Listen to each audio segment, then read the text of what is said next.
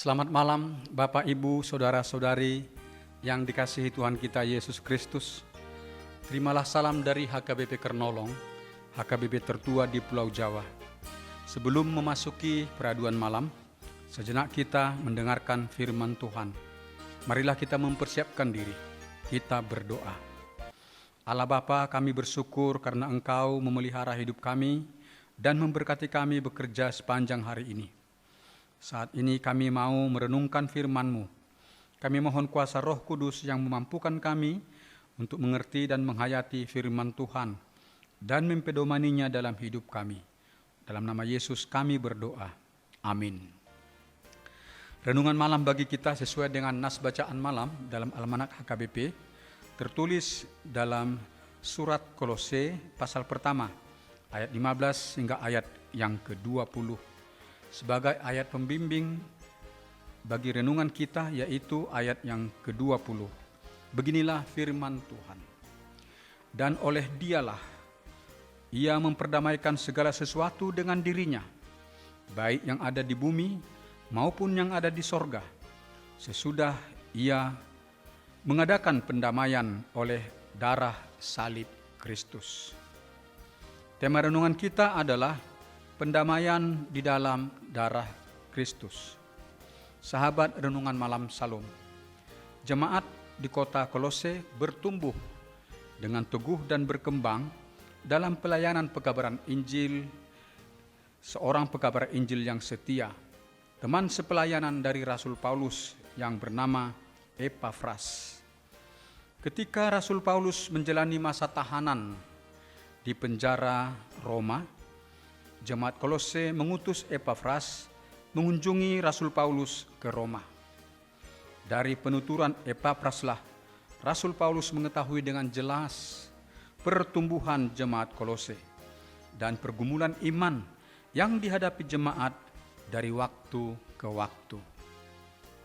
Meski jemaat mengalami tantangan iman dalam bentuk sikap permusuhan dari penguasa dan orang-orang yang membenci Injil Yesus Kristus, dan juga tantangan dalam bentuk pengaruh ajaran-ajaran sesat dari pengajar-pengajar filsafat Yunani yang berkembang di Kolose.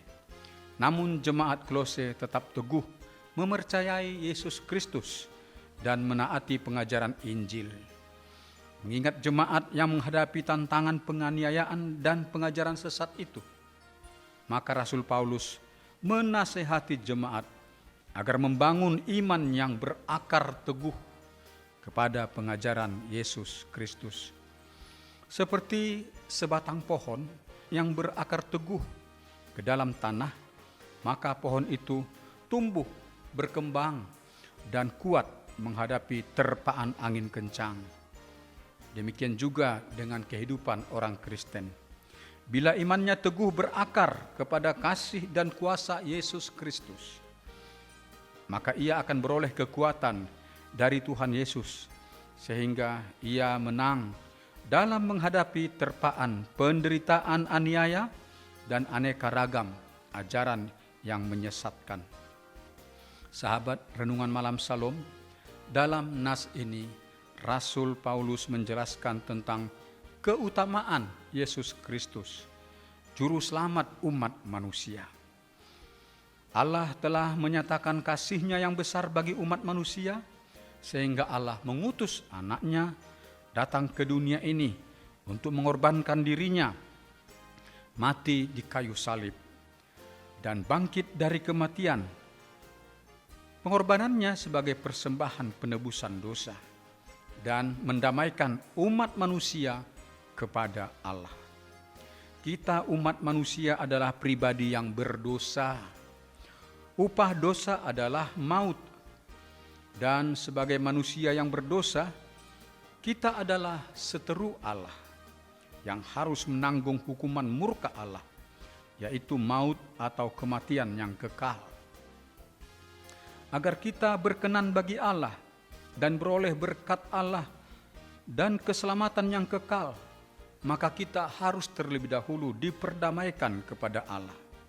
Untuk upaya pendamaian itulah dilaksanakan mempersembahkan kurban penghapusan dosa. Di Perjanjian Lama, imam melaksanakan ibadah mempersembahkan anak domba sebagai persembahan penebusan dosa. Darah anak domba dipercikkan di mezbah yang kudus sebagai penebusan dosa dan pendamaian antara Allah dengan umat-Nya. Persembahan anak domba sebagai korban untuk pendamaian yang dilaksanakan di Perjanjian Lama merupakan gambaran yang menunjuk kepada pengorbanan Yesus yang sempurna dan yang kudus di kayu salib. Yohanes Pembaptis ketika melihat Yesus berjalan di dekat tempat pelayanannya membaptis, sembari menunjuk kepada Yesus, ia mengatakan, "Lihat anak domba Allah yang menghapus dosa dunia." Pengorbanan Yesus mati di kayu salib adalah pengorbanan untuk pengampunan dosa umat manusia dan mendamaikan umat manusia kepada Allah.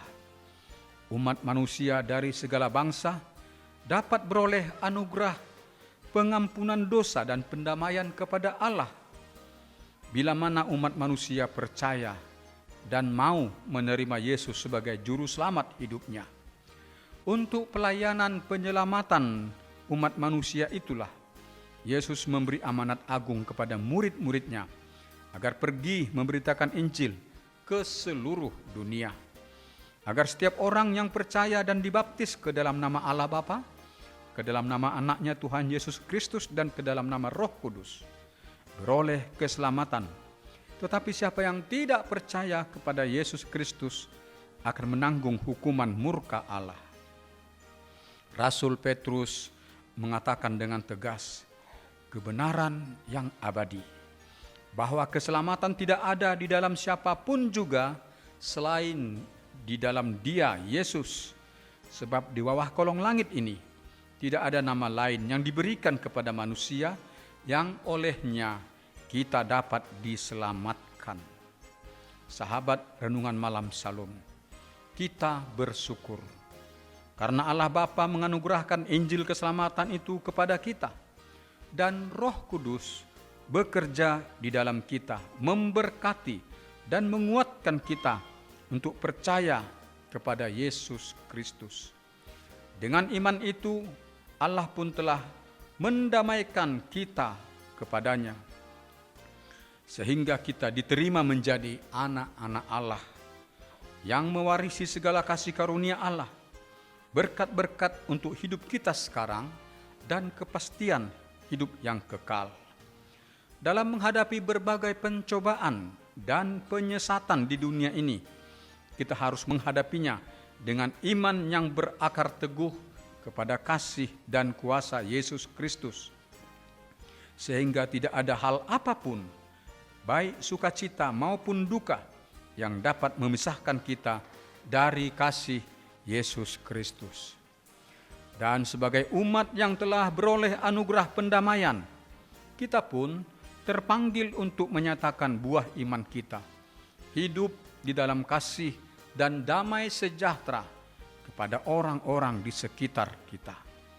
Pesan firman Tuhan Yesus yang tertulis dalam Injil Matius pasal yang kelima ayat yang ke-9 mengatakan, "Berbahagialah orang yang membawa damai, karena mereka akan disebut anak-anak Allah." Demikianlah renungan bagi kita malam hari ini.